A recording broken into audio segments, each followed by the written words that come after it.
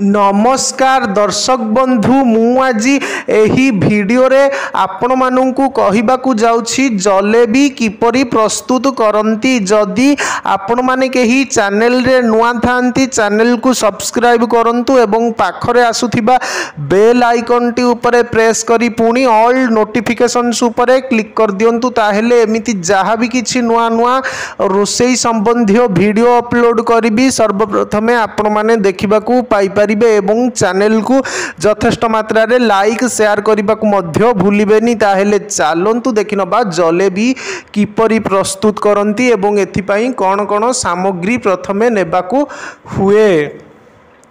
सामग्री मैदा 1 किलो, चीनी 1 किलो, घी 1 किलो, आवश्यक परिमाण लूण और पानी। प्रस्तुति प्रणाली गोटिए पात्र रे मैदा और पानी मिसाई फेंटी दियंतु। एही फेंटा को 1 राती रखी दियंतु। सकाळु देखिब फेण होई ऊपर को उठी जाइथिब। पुणी हाथ रे किछि समय गोलाइबे। तापरे कड़ेई रे घी देई चुली रे बसाइबे। गोटिए सफा नड़िया सढ़ेई कणा करी रखिबे।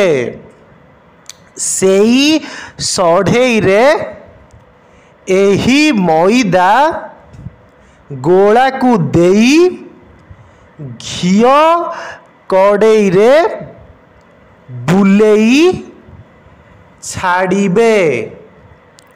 गोटिए गोटिए जलेबी आकार रे करी छाणिबे। आउ गोटिए कड़ेई रे चीनी पाग करी आगरू रखिथिबे। सेथिरे एही छणा जलेबी को पकाई रखिबे। किछि समय रे अन्य पात्र को काढ़ी रखिथिबे। चीनी पाग टिके पतला होई जलेबी रे भेदी होई सारिबा परे खाइबे।